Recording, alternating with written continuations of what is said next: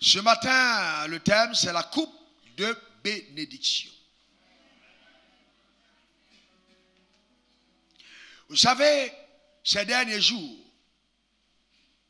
de façon très humble, je veux reconnaître que le Seigneur m'a fait grâce. Le Seigneur a ouvert mon intelligence et m'a transporté dans les profondeurs de sa connaissance. Ma vie a totalement basculé. Pour moi, honnêtement, cette saison, waouh, plus que jamais, je sais que rien n'est impossible. Plus jamais, honnêtement. Et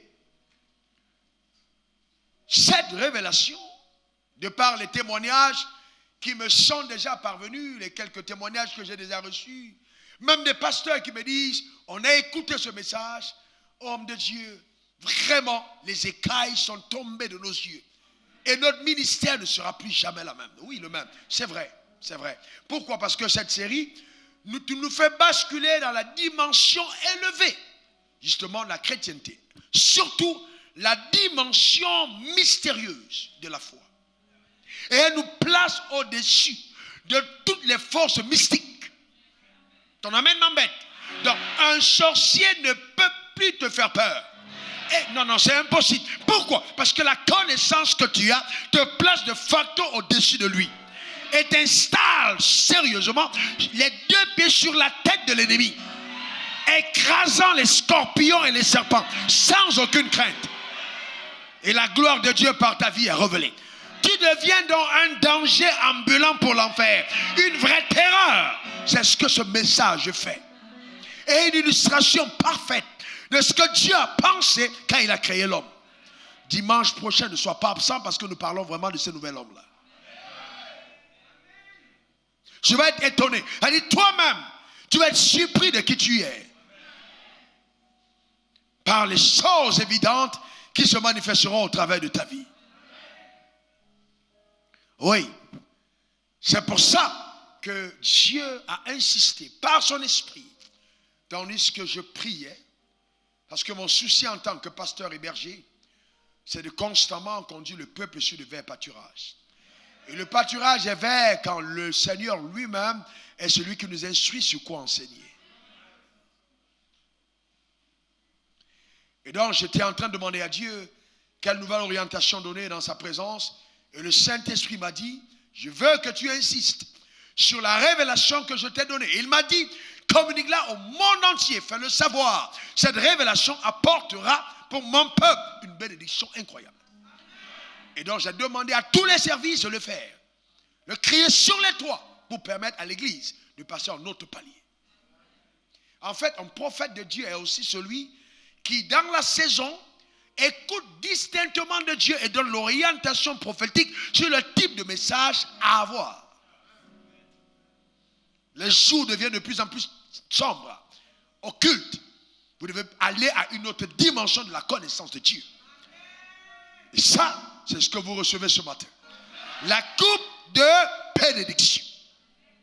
Matthieu 26, versets 26 à 28. Alors, je vous dis, c'est ce que vous recevez depuis cette saison. Que nous avons commencé à parler de briser le cycle de la malédiction. C'est une série à avoir et à réavoir. À écouter dans la maison, dans la cuisine, partout. Bombarder jusqu'à ce que dans votre homme intérieur, dans vos os, si on vous blesse, le message sort. Tellement vous avez absorbé cette parole. Alléluia. Est-ce que quelqu'un comprend de quoi je parle? C'est important. Matthieu 26, versets 26 à 28. Là où vous êtes à distance, apprêtez-vous à vivre quelque chose de particulier ce matin. Ne soyez pas distraits par les commentaires en bas parce que le diable va infiltrer ce message aujourd'hui. Il sait exactement ce qui va se passer dans son camp. Soyez attentifs. Matthieu 26, versets 26 à 28. Pendant qu'il mangeait,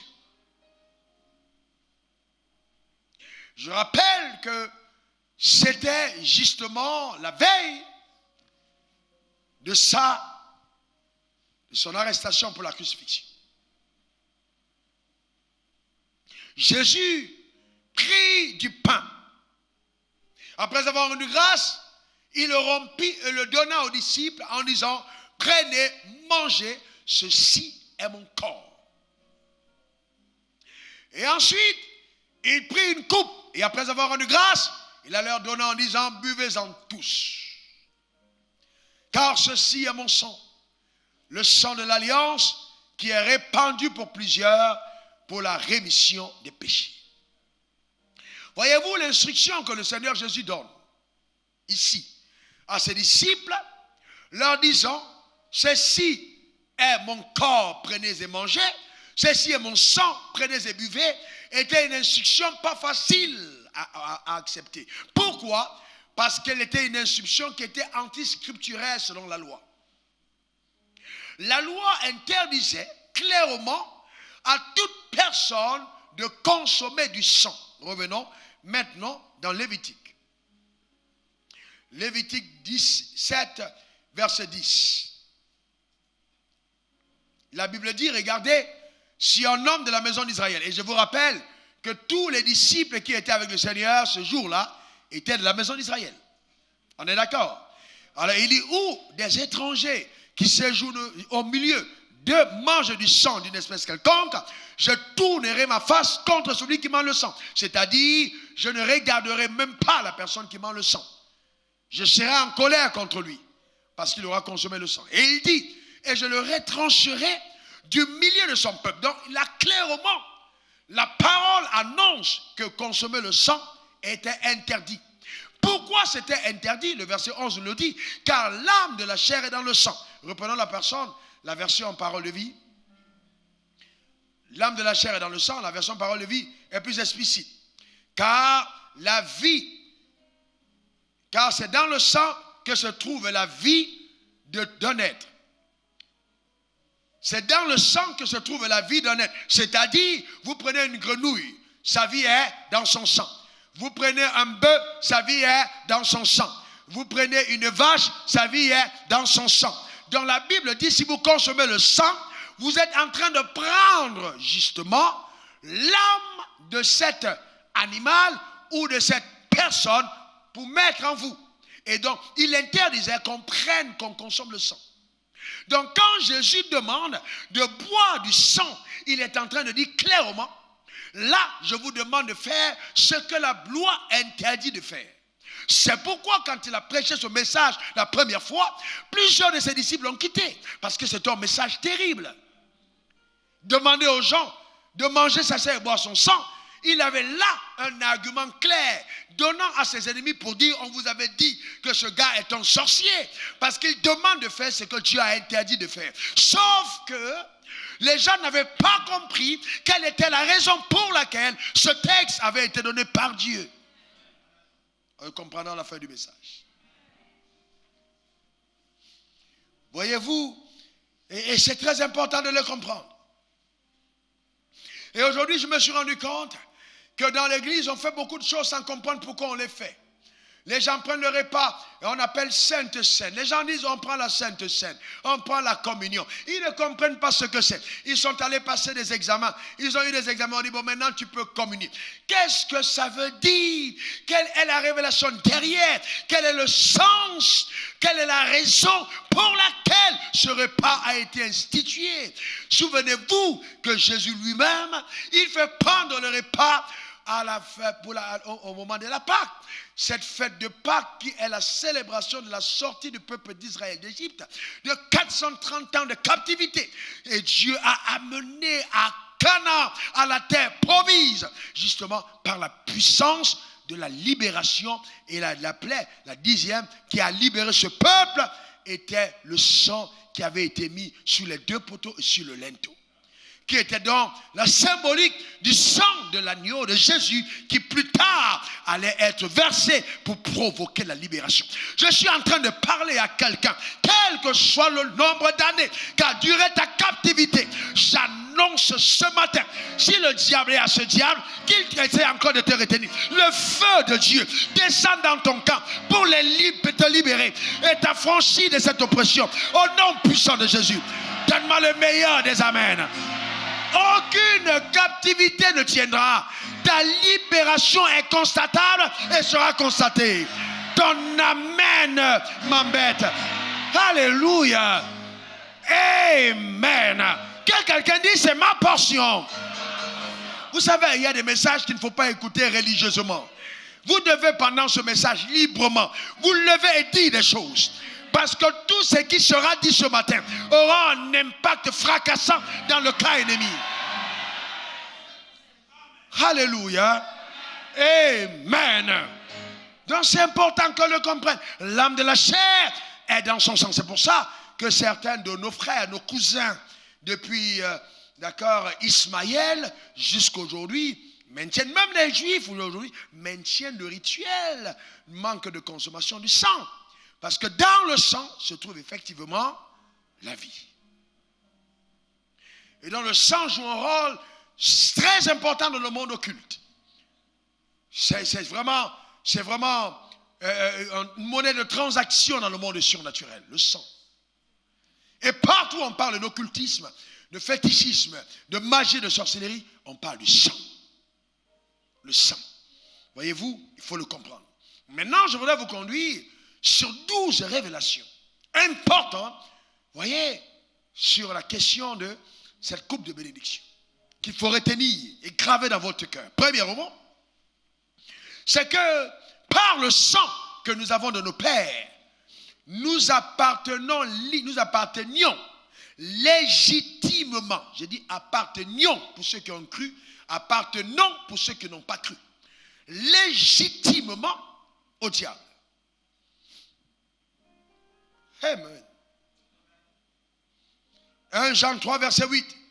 Celui qui pêche est du diable. C'est clair. 1 Jean 3 8. Ah. Celui qui pêche est du diable. Donc si quelqu'un pêche, il appartient au diable.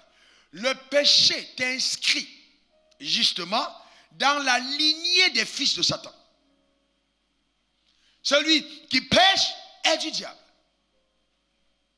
Jean 8, 44, Jésus dit, vous avez pour père le diable. Donc vous voyez, il y a des gens que vous voyez dans la vie, que vous côtoyez dans la société, vos camarades, vos cousins, vos soeurs, vos oncles, souvent même vos parents, certains d'entre eux ont pour père le diable. Ne soyez pas étonnés qu'ils soient si méchants, ils ressemblent à leur père. Le monde aujourd'hui est en train de nous montrer le vrai visage de Satan. Les hommes avec les hommes, les femmes avec les femmes avec les animaux, les hommes avec les animaux. Il y a un tel désordre planétaire. C'est en fait le visage de Satan qui est manifeste au travers de ses fils. Je ne suis pas parmi. Tu ne dis pas amen. Moi, j'ai dit, ça me concerne. Hein? J'ai dit, je ne suis pas parmi. Tu dis amen. Ça, j'ai dit qu'on n'est pas parmi. J'ai dit, moi, je ne suis pas parmi. Ça concerne chacun d'entre nous. C'est individuel. On n'entre pas au ciel collectivement. Je ne suis pas parmi. Alors, très bien. Donc, vous voyez, on appartient légitimement au diable de par le sang. Vous voyez, par ton sang, le diable a donc un droit légitime de réclamation sur ta vie. Par le sang, le diable a un droit légitime de réclamation. Imaginez un seul moment. Le révérend Déné prend son enfant. Et toi, tu as pris l'enfant du révérend Déné. Tu l'as gardé dans ta maison. Est-ce que le révérend Déné peut venir légitimement demander son enfant? Il peut venir demander, non? Ce n'est pas parce que tu l'as mis dans ta maison que tu penses qu'il n'a pas de droit sur l'enfant. Il a un droit légitime parce que c'est son enfant. Donc à partir du moment où tu appartiens au diable, quelle que soit la responsabilité qu'on t'a donnée à l'église, on perd le temps. Le diable peut venir réclamer son enfant. Ce n'est pas parce que tu viens à l'église que tu as changé de père. Et c'est ainsi donc qu'on voit beaucoup de personnes, je communie, je fais ci, mais tu n'as pas changé de père. Satan peut venir réclamer. Et de temps en temps, vous pouvez laisser vos enfants aller chez des tantes ou chez des oncles. Souvent même chez des gens que vous n'aimez pas parce que vous savez que dans tous les cas, vous allez les ramener à la maison. Non, le diable peut laisser certaines personnes aller à l'église, sachant qu'il est toujours en lien avec eux. Et c'est le jour donc qu'on dit, bon, maintenant, la famille va voyager et on va aller aux États-Unis. Il dit quoi? Avec mon enfant, ramenez-le chez moi. Est-ce que vous comprenez? Donc il dit, je réclame. Moi, je n'envoie pas mes enfants aux États-Unis. Je ne fais pas du bien. Je suis méchant. Ne faites pas du bien à mes enfants. C'est ce qui arrive à certaines personnes à l'église. Dieu te prend et tu vois, tu viens dans la famille de Dieu. Mais il y a encore le lien parental. Par le sang. Et le diable dit, je réclame. C'est ce qui est arrivé à Simon. Regardez dans Luc 22, verset 31 à 32. Le Seigneur lui dit, Simon, Simon, Satan vous a réclamé. Oui, Satan vous a réclamé pour vous cribler comme le froment. Et il dit, je ne suis pas dans ton histoire, Jésus, où tu dis que tu veux faire du bien aux gens. Moi, je crible mes fils. Je vais les cribler comme du froment. Regardez la suite. Mais j'ai prié pour toi. Oh mon Dieu, dis merci papa pour les prières de mon père. Ah, dis-le encore, dis merci papa. En fait, tu dis au père, hein, papa qui est dans les cieux, pour les prières de ton père spirituel, de ton leader, de ton pasteur. Certains d'entre vous devez célébrer votre pasteur, levez les mains vers le ciel. Comme je rendais grâce à Dieu hier, j'ai dit, je rends grâce à Dieu pour tous les hommes que Dieu a appelés. Je me mets à genoux, je remercie le Seigneur pour ceux qui sont à son service. Vous savez, Satan vous a réclamé, versez-vous, pour vous cribler comme du froment. Mais j'ai prié pour vous. D'accord? Il a prié pour lui. Vous voyez, Simon, il dit bien Simon, Simon. N'oubliez pas que ce Simon-là, Jésus avait déjà changé son nom en l'appelant Pierre. Mais le jour où il parle, il lui dit Simon, Simon. Comme pour dire, j'ai changé ton nom, mais ton identité n'a pas encore été changée. Parce que mon sang n'a pas encore été donné. Donc ce que j'ai fait là n'est pas valide devant le trône de justice. Satan est venu te réclamer pour te cribler. Mais moi j'ai prié. Et quelle prière il a faite? Il a dit, Père, je demande un peu de temps encore. Je vais donner ma vie en échange de celle de Pierre. Comme ça, au lieu que ce soit Pierre qui soit criblé, que je sois criblé à sa place. C'est pour ça qu'il dira, il n'y a pas de plus grand amour que de donner sa vie pour ses amis. Si Jésus est mort à la croix, il n'y a plus de raison que tu meurs à la croix. Parce qu'il a porté à la croix le péché de l'humanité. Afin que les réclamations n'ont plus de droit légitime dans ta vie et dans ta destinée. Donne-moi le meilleur des amens. Quelqu'un dise, il a payé le prix. Dis-le encore, il a payé le prix. Dis-le encore, il a payé le prix. Alléluia. Amen. Amen. C'est ce que Jésus a fait. C'est très important. Voyez-vous, Simon était un gars sérieux. Simon, 3 ans avec le maître. Simon ne cherchait pas la forme d'autrui. Simon était régulier aux réunions. Simon priait avec Jésus. Simon saluait Jésus avec lui tous les jours, mais Satan est venu réclamer. Donc il n'a pas réclamé à cause d'une action présente, il a réclamé à cause de la légitimité que le sang de Simon donnait à Satan, d'accord, ok, concernant sa vie. Pourquoi? Parce que l'âme de la chair est dans le sang. Ce que ton père a été, c'est dans ton sang. C'est pour ça que quand vous donnez naissance à un enfant, l'enfant, vous voyez, est le duplicata de ce que vous êtes. La continuité de vous-même par le sang. Est-ce que quelqu'un comprend de quoi je parle? Par le sang, par le sang. Donc, c'est le sang en nous qui autorise de façon évidente le règne de Satan. Ce sang, de façon évidente, donne au règne de Satan d'être évident par la maladie, la mort prématurée, la pauvreté, les limitations quelconques, la misère, les vents contraires, les barrières mystiques et occultes, ces formes de réclamation qui t'empêchent de progresser. Parce que, en fait, le sang dit, tu appartiens à ton Père. Et chez ton Père, il n'y a pas de bénédiction, il n'y a que les malédictions. Donc, il réclame.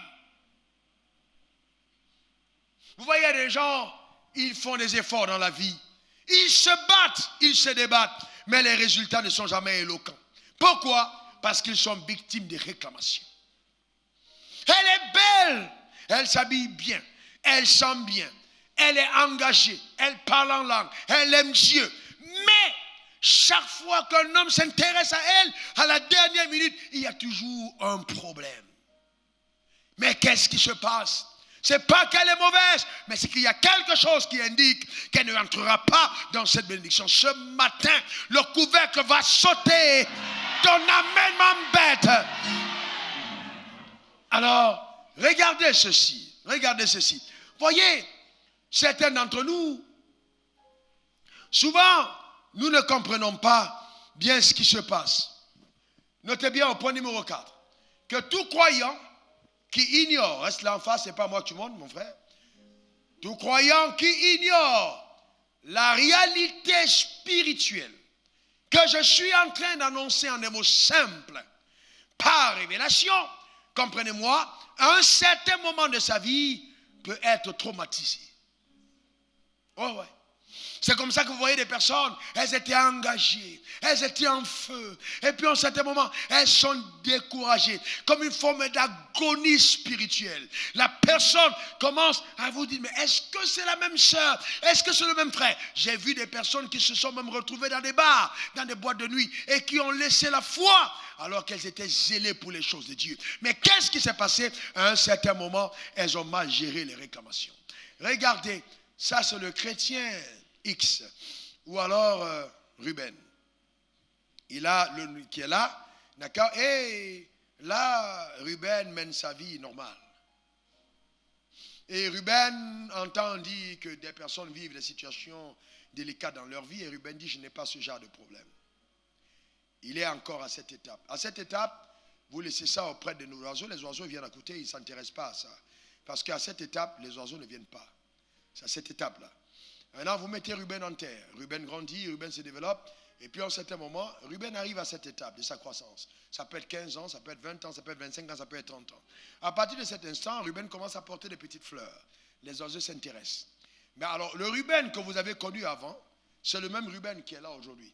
Sauf que la personne de Ruben a connu la croissance. Et c'est ainsi que dans la marche spirituelle, à un certain niveau, à une certaine étape, on peut croire que oui, dans tous les cas, je n'ai pas ces problèmes.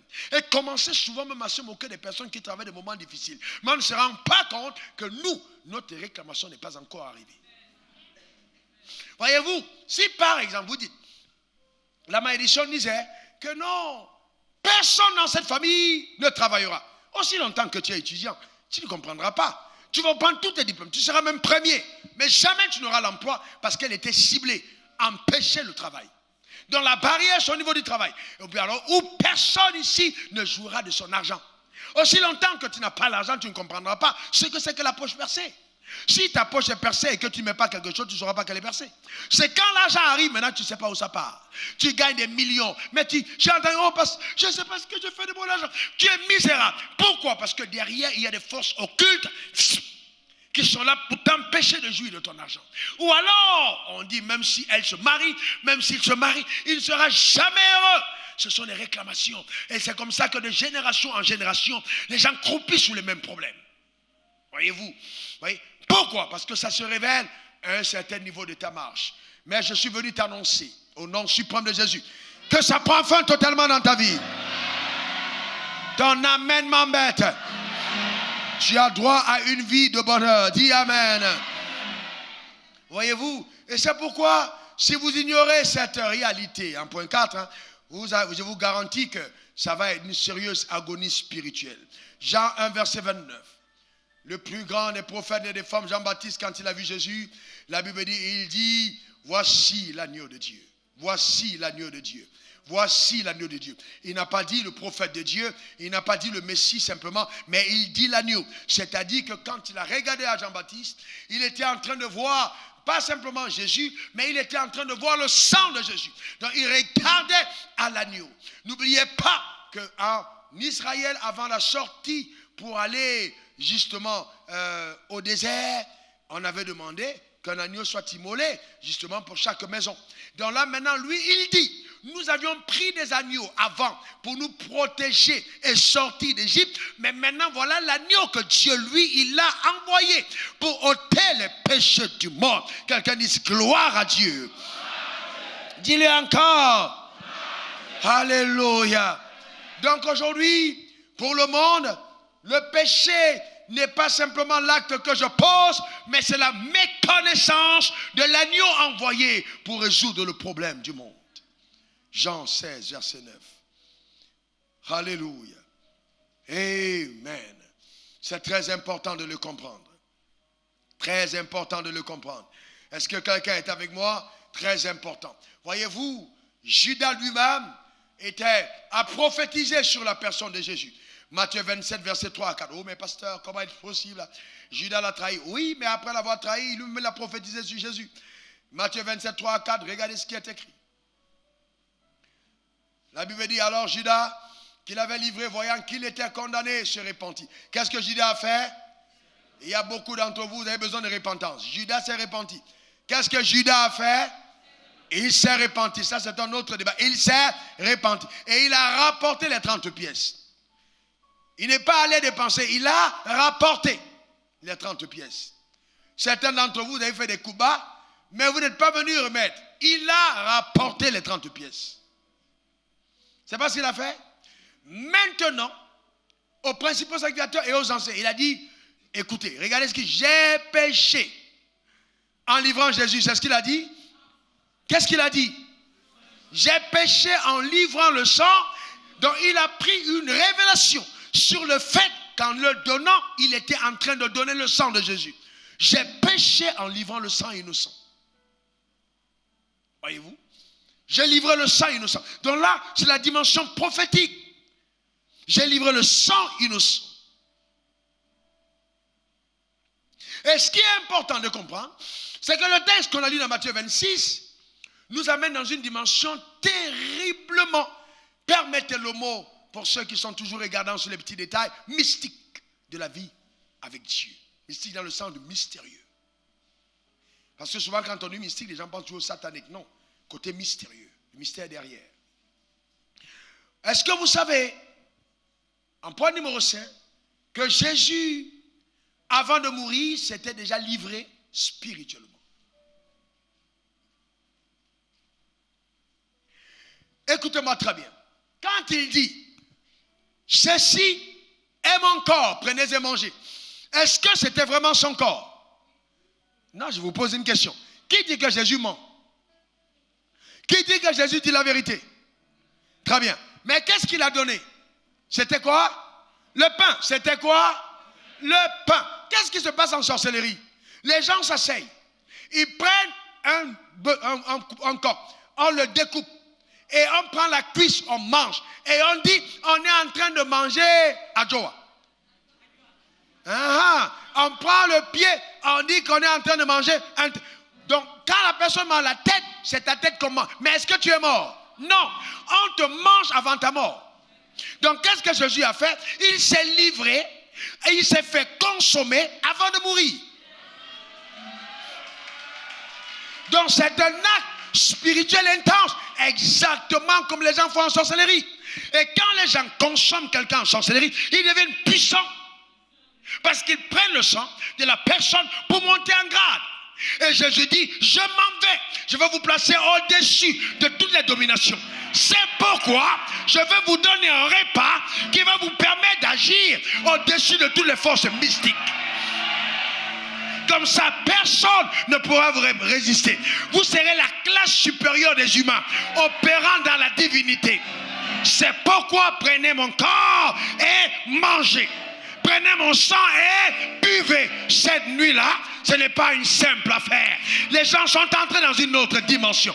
Comme tu entres dans une autre dimension cette saison, ton amen m'embête. Quelqu'un dise encore yes. Le drame, c'est que les gens voient un petit pain quand ils mangent. Mâche-le avec la révélation que tu es en train de manger la chair de Jésus et de boire le sang de Dieu. Est-ce que quelqu'un comprend de quoi je parle? Et de boire le sang de Dieu.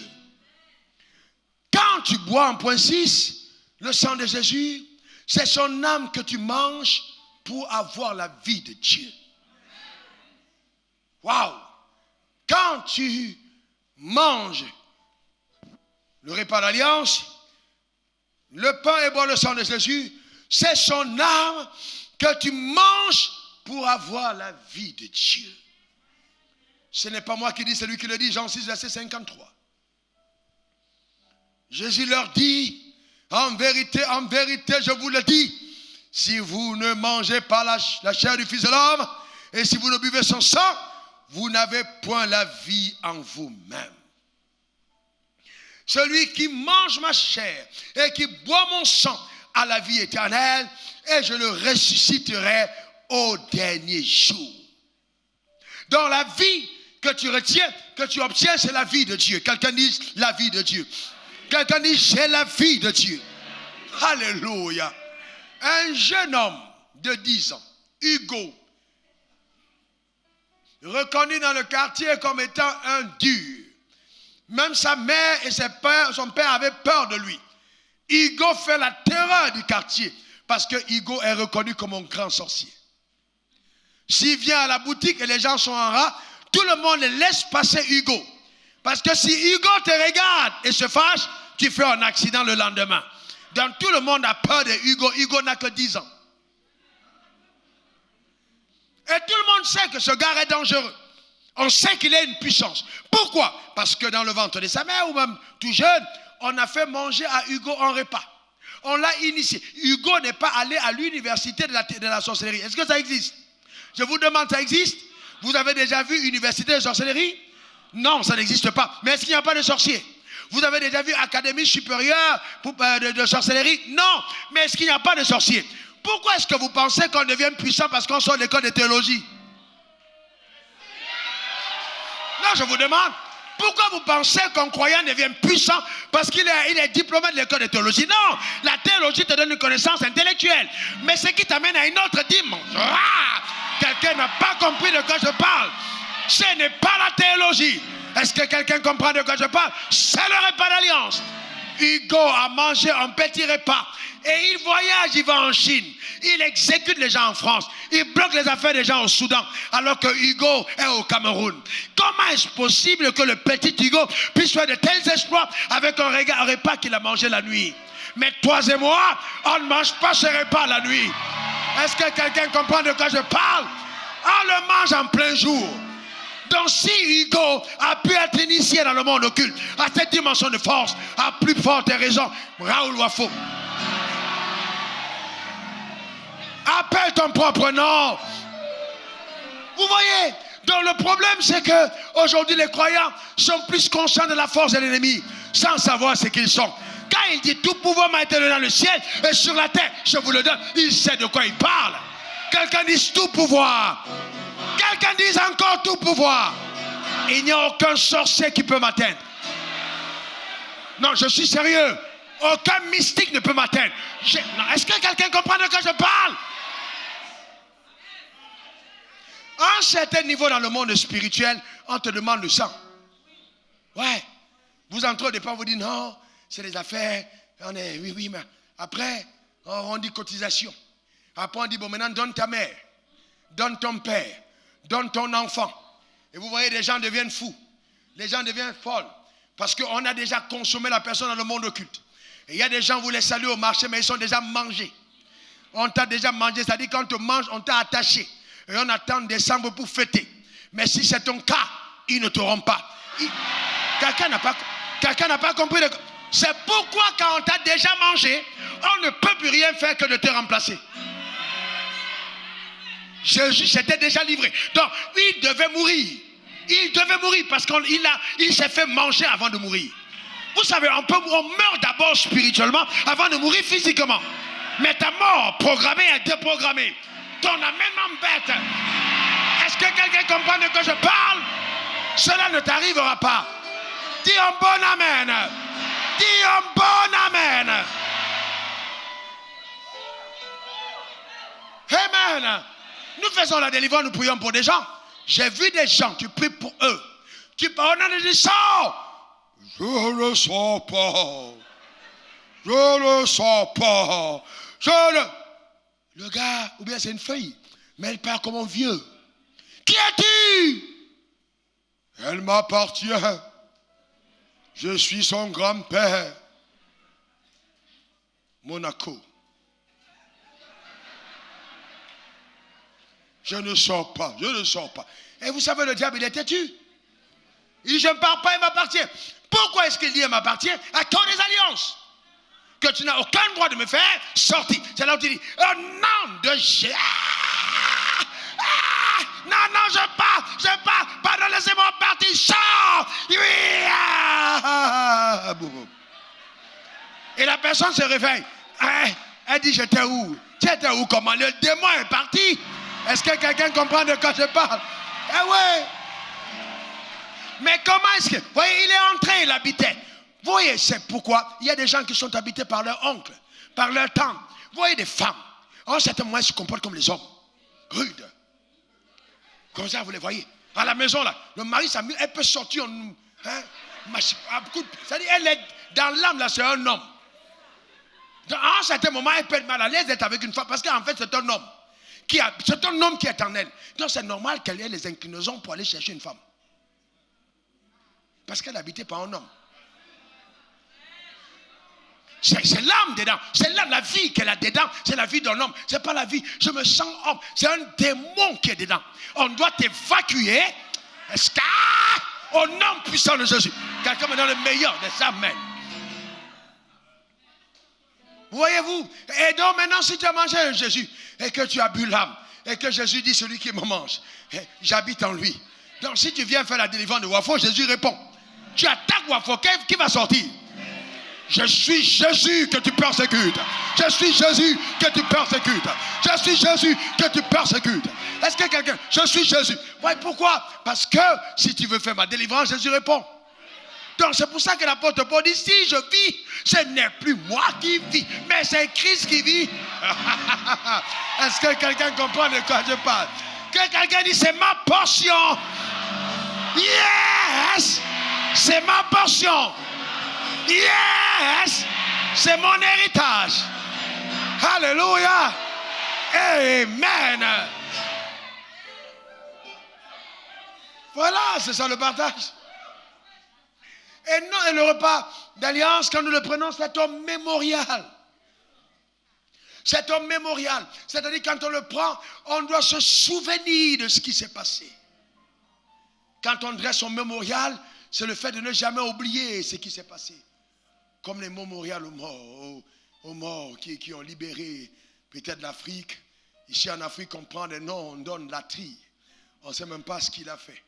On a des gens qui ont fait des choses incroyables, on a oublié leur nom. Et tu Latry. Latry, il a fait quoi? Rien du tout. Il a latrié ta destinée. Et tu là, voyez-vous ce que j'ai. Donc, on mémorial. Voyez-vous? Donc, il y a des choses, il faut savoir s'en souvenir. C'est très important, il faut vous en souvenir. Et vous savez, il s'adresse à l'église qui est sa fiancée. Parce qu'il sait que les femmes ont tendance à oublier ce que l'homme a fait. Et il dit, c'est un mémorial. Comme ça, comme tu as la mémoire de femme. Église, il ne faut pas oublier ce que j'ai fait. Le vrai chrétien, c'est qu'ils oublient les bonnes choses et ils sont toujours en train de se lamenter sur les problèmes qui arrivent.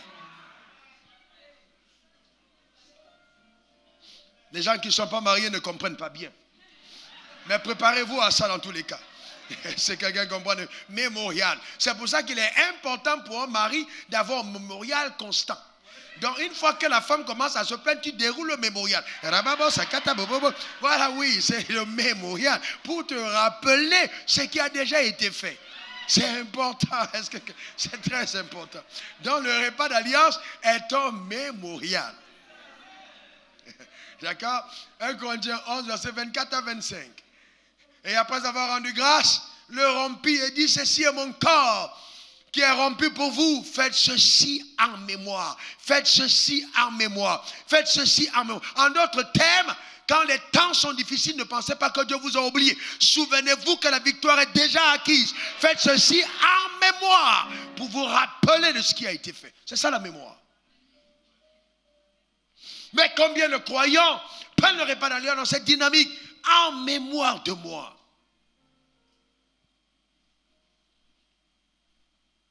C'est aussi un acte, point 8, d'une portée spirituelle intense et à caractère mystérieux, disons même mystique. Jean 6, versets 57 à 58. Comme le Père qui est vivant m'a envoyé et que je vis par le Père, et celui qui me mange vivra par moi. Vivra par moi, vivra par moi. Pas par ton diplôme, mais par moi. Il ne vivra pas des connaissances intellectuelles, mais par moi. Il ne vivra pas à cause des conditions du pays, mais par moi. Il vivra par moi. C'est ce que la Bible dit. Donc c'est une vie prise en charge. Oh. Quelqu'un me donne le meilleur de ça. Amen. C'est ici le pain qui est descendu du ciel. Il n'est pas comme de vos pères qui ont mangé la manne et qui sont morts. Celui qui mange ce pain vivra éternellement. Amen. Donc c'est un pain, quand tu le manges, ce repas, il est établi pour l'éternité. Tu n'as plus de faim. Que ton amen soit éloquent. Alléluia. C'est important de le comprendre. Ça veut dire que toutes les bénédictions qui sont rattachées justement à la personne de Jésus deviennent ta portion. Parce que l'âme de Jésus est en toi.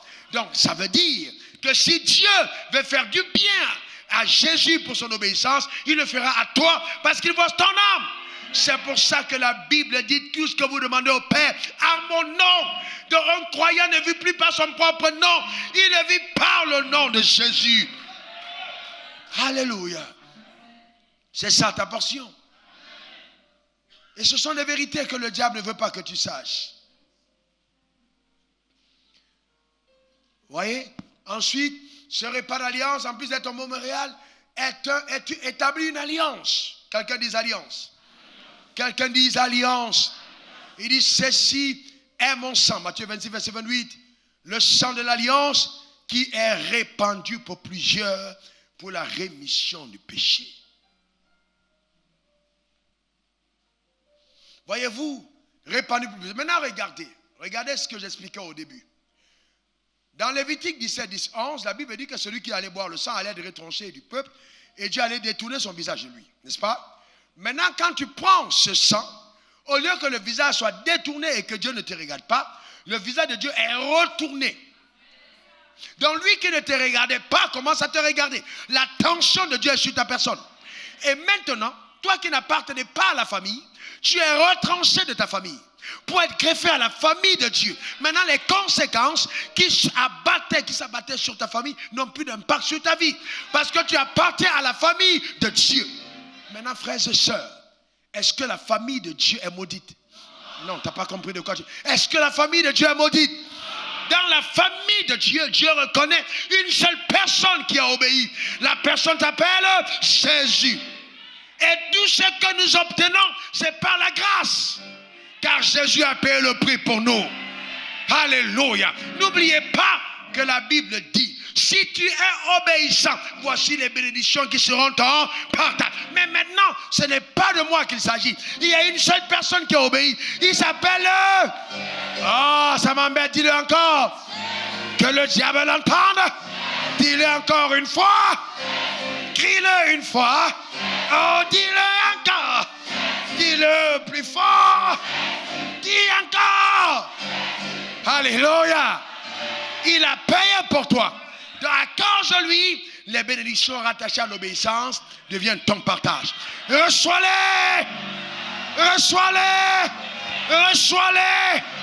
Que tu sois au Soudan, au Cameroun, au Tchad, à New York, à Washington, quel que soit le territoire, en France, au Canada, reçois ces bénédictions dans ta vie au nom suprême de Jésus. Alléluia. Donne-moi le meilleur des amens. La vie de Dieu pénétrera jusque dans tes os. Tu écouteras ce message, après tu trembleras sur toi-même. Car tu es infusé de la vie divine pour opérer dans une capacité nouvelle de la jouissance de la vie. Afin que tu sois un témoignage éloquent de ce que Dieu est capable de faire. Donne-moi encore le meilleur des amens. Vous voyez donc, c'est important. Nos péchés sont pardonnés par ce sang. Les réclamations sataniques deviennent illégitimes. L'hérédité est brisée. Le cycle infernal du malheur est interrompu par la puissance de Dieu. Le voleur est arrêté et dépouillé de sa force. Celui qui terrorisait est chassé. La paix est revenue. Le bonheur, le règne, la grâce, l'abondance est enfin revenue à ceux qui hier étaient menacés par l'adversaire. Telle est ta portion au nom suprême de Jésus. Donne-moi le meilleur des amens. Donne-moi le meilleur des amens. Amen. C'est ça ma portion. C'est ça ton partage. Et les jours qui viennent te les apporteront évidemment, concrètement, manifestement. Tout ce qui a été relâché afin que ta vie redevienne le pôle d'attraction. La démonstration évidente des vérités qui sont annoncées en si peu de mots au nom puissant de Jésus. Que ta vie reprenne la couleur de la gloire divine. Que cela soit ta portion. Que cela soit ton partage. Tu ne mourras pas comme les autres. Je dis non, tu ne mourras pas comme les autres. Aucune malédiction ne fragilisera ta destinée. Tu n'es pas fragilisé. Non, ce n'est pas possible. Car Dieu est avec toi. Donne encore meilleur amen. Donne encore meilleur amen. Souvenez-vous de notre frère qui prend le repas d'alliance et qui repart faire son test. Le sang a changé. Pourquoi? Parce que quand je bois la coupe, quand je l'absorbe, je prends le sang de Jésus, qui logiquement remplace le sang que j'avais en moi et installe la vie. Et comme il n'y a pas de VIH dans le sang de Jésus, on ne peut pas constater cette maladie dans son sang. Alléluia. Mais vous voyez, c'est important de comprendre ces choses, et très important. Vous voyez, ensuite, le repas d'alliance, quand on boit la coupe, c'est la coupe de bénédiction. La coupe de bénédiction. Point numéro 10, c'est une coupe de bénédiction. L'apôtre Paul appelle la coupe de bénédiction. 1 Corinthiens 10, verset 16. 1 Corinthiens 10, verset 16. Regardez ce qui est écrit. La coupe de bénédiction que nous bénissons. La coupe de bénédiction que nous bénissons. C'est-à-dire, quand on lève la coupe, c'est déjà une coupe de bénédiction. Quand nous la bénissons, c'est même pour rendre grâce à Dieu de son évidence absolue dans la vie de quiconque mettra cette coupe à sa bouche. Donc quand je le bois, je ne dois pas boire cette coupe parce que j'aime le vin. Et donc je vais chercher un bon vin là, avec 12 degrés d'alcool. Et vous voyez les gens font le repas d'alliance, ils arrivent à la coupe, ils ne veulent pas s'arrêter. Ah ouais, ils boivent. Tu dis mais qu'est-ce qu'ils cherchent? Joe, il aime le vin. Ce n'est pas le vin. Nous sommes en train de boire le sang. Est-ce que quelqu'un comprend de quoi je parle? C'est pour ça que je préconise de le prendre non alcoolisé. Parce qu'on ne sait jamais les limites. Au lieu d'être en train de confesser la vie, tu peux te retrouver en train de dire, mais bon, Jésus là même, je ne sais pas. Ce n'est pas de ça qu'il s'agit. Il faut être lucide. Est-ce que quelqu'un comprend de quoi je parle? Alléluia. C'est pour ça qu'il ne faut pas confondre Pâques et Pâques-nous. Non, c'est Pâques. Ah, amen. Les réclamations. Est-ce que quelqu'un est avec moi? Elles sont brisées au nom puissant de Jésus. Alléluia. La coupe de bénédiction. Donc quand nous le buvons, c'est la bénédiction. Maintenant, comprenez-moi attentivement. Dans le jardin d'Éden, il y avait un qui avait été interdit. C'était l'arbre de quoi? La connaissance du bien et du mal. Il y avait un autre arbre qui était appelé l'arbre de... Et qu'est-ce que la Bible disait? Tu pourras manger de tous les fruits des arbres du jardin, mais tu ne mangeras pas de l'arbre de la connaissance du bien et du mal. Est-ce que l'arbre de la vie était interdit? Mais qu'est-ce qui était interdit? La connaissance du bien et du mal. Mais qu'est-ce que l'homme a mangé avant? L'arbre de la connaissance du bien et du mal. Et dès qu'il a mangé, qu'est-ce qui s'est passé? Dieu a protégé l'autre arbre. Il a installé les chérubins. La première agent de sécurité, c'est dans le jardin d'Éden. Pour protéger l'arbre. L'homme ne va pas manger de cela parce qu'il ne doit pas vivre éternellement sous la domination de Satan. Nous ne permettrons pas que l'homme soit constamment sous la réclamation diabolique. On va protéger cet arbre. Quand nous allons restaurer la légitimité, nous allons prendre le fruit de cet arbre et nous allons redonner à... Oh, quelqu'un n'a pas compris, quelqu'un vient de comprendre de quoi je parle. Et c'est pourquoi, quand tu prends le repas d'alliance, cette coupe de bénédiction, tu es en train de consommer de l'arbre de la vie qui te permet de vivre éternellement. Quelqu'un dit c'est mon partage. Quelqu'un dit c'est ma portion. Quelqu'un dit c'est mon héritage. Alléluia. C'est pourquoi ce repas en point 11 t'établit dans la victoire. Que quelqu'un dit je suis victorieux. Apocalypse 12 verset 1 dit je suis victorieux. La Bible dit ils l'ont vaincu. Ils l'ont vaincu. Ils l'ont vaincu. C'est pas tu vas vaincre, tu es déjà victorieuse. C'est déjà ton partage. Quand je dis Raoul Wafo n'est pas en échec, les gens disent il est orgueilleux. Les personnes qui pensent qu'elles échouent sont orgueilleuses. L'orgueil consiste à se déconnecter de la vérité pour s'établir dans le mensonge. Je ne suis pas un homme orgueilleux. Je suis humble. je suis victorieux. Je suis le fils de Dieu. Je suis humble. Je déclare que l'échec n'est pas ma portion. Je suis en bonne santé. Je réussis dans toutes mes voies. Ce que j'entreprends marche. Je suis humble. Quand je mets mes mains sur quelqu'un, elle est bénie. Je chasse les démons. Je suis redouté par l'enfer. Je suis humble car la capacité de Dieu m'a été donnée au nom suprême de Jésus. Quelqu'un dise un bon amen. Quelqu'un dise un bon amen. Alléluia. Amen. Alléluia. Et enfin, 12e point, quand tu prends ce repas d'alliance, tu dois avoir la foi en sa mort et en sa résurrection.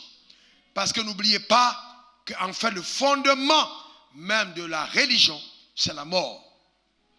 C'est pourquoi vous allez voir que toutes les religions du monde sont fondées sur la mort de quelqu'un. L'islam, c'est sur la mort de Mohammed. Ok? Vous allez voir toutes les religions du monde. Il y a toujours quelqu'un qui est mort. Et c'est sur sa mort que maintenant les gens ont bâti une certaine foi. Sauf que dans notre cas, nous avons un mort constaté. Il est vraiment mort. Mais dont le tombeau a été mystérieusement vidé. Donc c'est le seul qui est mort et qui est ressuscité et qui est revenu s'assurer. Il n'a pas recruté Maître Hervé comme avocat. Il a décidé lui-même d'être avocat de la cause de ces personnes. Pour s'assurer que ce qu'il a accompli devienne une évidence absolue pour chacun des membres de l'Église. C'est ta portion, dis yes. C'est ta portion, dis yes. C'est ton partage, dis yes. C'est ton héritage, dis yes. Alléluia. Amen. Amen. Alléluia. Que la main de Dieu t'accompagne. Tu ne seras plus jamais la même personne. Ce n'est pas possible. Non. On enverra des démons en mission contre toi et ils refuseront de venir.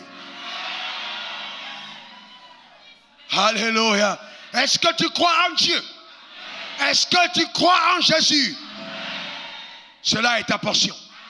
Cela est ta portion. Et je vais vous dire une chose, quand tu bois cette coupe et que tu l'avales, Dieu a été tellement intelligent qu'il a refusé de placer tes bénédictions dans un compte bancaire. Il dit tu le mettras en toi. Parce qu'il sait que tu peux voyager. Et si ton argent est resté dans le compte, ok, et que tu étais dans un pays en guerre, tu ne diras pas j'ai tout perdu. Parce que la source de tous tes avoirs, ce n'est pas extérieur, c'est intérieur. C'est pour ça que vous prenez un homme comme moi, vous me mettez dans n'importe quel pays, l'argent vient. En fait, l'argent n'est pas extérieur. Je l'ai mis dedans. La réussite n'est pas extérieure, je la coupe. Donc chaque fois que je le prends, à l'intérieur de moi, il y a un magnétisme. Partout où j'arrive, ça attire ces choses parce que c'est à l'intérieur. C'est la coupe. C'est pour ça qu'il dit béni dans la ville, béni dans les champs. Partout où tu arrives. Pourquoi? À cause. C'est dedans. C'est dedans. Le plus grand succès que tu expérimenteras ne viendra jamais de l'extérieur. C'est dedans. C'est pour ça que Jésus lui-même est venu vivre dedans. Ne te prends pas comme n'importe qui. Tu es l'habitation visible du Dieu invisible. Que Dieu te garde et que ta vie reflète les merveilles de sa grâce. Demeure à jamais béni. Baisse la tête maintenant et parle à Dieu, s'il te plaît. Baisse la tête et parle à Dieu.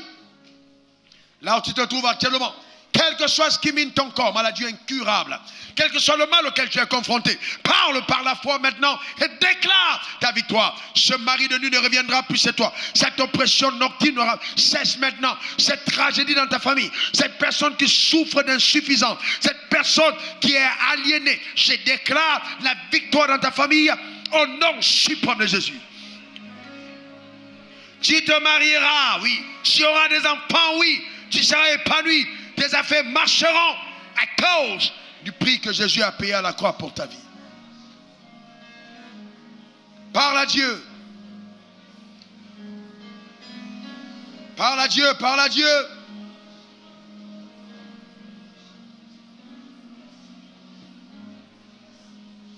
Parle à Dieu, parle à Dieu. Ne t'étais pas, confesse la parole. Confesse la parole. Déclare sur ta vie. Déclare sur ta vie. déclare sur ta vie que ceci est ta portion. Que ceci est ta portion. Tu ne reproduiras pas les choses de tes pères. Non et encore non. Mais tu reproduiras les œuvres de Christ. Car en lui, c'est le sang que tu portes désormais. Les réclamations dans ton sang sont illégitimes. Parle, déclare-le sur ta vie au nom suprême de Jésus. Ce qui a vaincu ton père, ce qui a vaincu tes pères n'aura pas raison de toi. Car à partir de toi, le cycle s'arrête. Le déclenchement d'un cycle nouveau s'opère par la puissance de Dieu. Tu marches dans une autre dimension, un autre palier de gloire, au-dessus de toutes les puissances sataniques et diaboliques. Car la main de Dieu est sur ta vie. Parle, déclare-le sur toi-même au nom suprême de Jésus. Confesse-le, ne t'étais pas, déclare-le sur ta vie. Parle, ne te retiens pas. Rababo Sakati.